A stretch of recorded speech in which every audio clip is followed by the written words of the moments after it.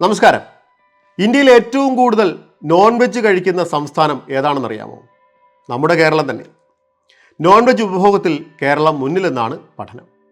2022-23 statistics and programme implementation മന്ത്രാലയത്തിന് കീഴിലുള്ള national sample survey office, അതായത് NSSO നടത്തിയ സർവേയിലാണ് ഇക്കാര്യം വ്യക്തമാക്കുന്നത്. ആളുകൾ അവരുടെ ഭക്ഷണ ചെലവിൻ്റെ 23.5% മാംസം, മത്സ്യം, മുട്ട തുടങ്ങിയ സസ്യേതര ഭക്ഷണങ്ങൾക്കായി ചെലവഴിക്കുന്നതായി സർവേ വ്യക്തമാക്കുന്നു. ഇന്ത്യയിൽ ഈ വിഭാഗത്തിൽ ഏറ്റവും കൂടുതൽ പണം ചെലവഴിക്കുന്നത് കേരളമാണ്. രണ്ടാമത്തെ സംസ്ഥാനം അസം. ഗ്രാമപ്രദേശങ്ങളിലെ ആളുകൾ അവരുടെ മൊത്തം ഭക്ഷണ ചെലവിൻ്റെ 20% മുട്ട, മത്സ്യം, മാംസം എന്നിവയ്ക്കായി ചെലവഴിക്കുന്നു.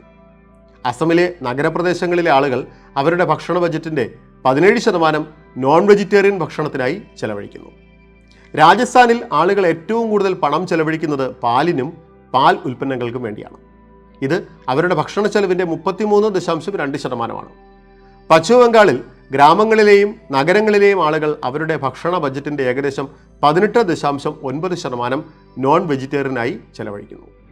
ആന്ധ്രാപ്രദേശും തെലങ്കാനയുമാണ് ഉയർന്ന നോൺ വെജിറ്റേറിയൻ ഉപഭോഗമുള്ള മറ്റ് സംസ്ഥാനങ്ങൾ.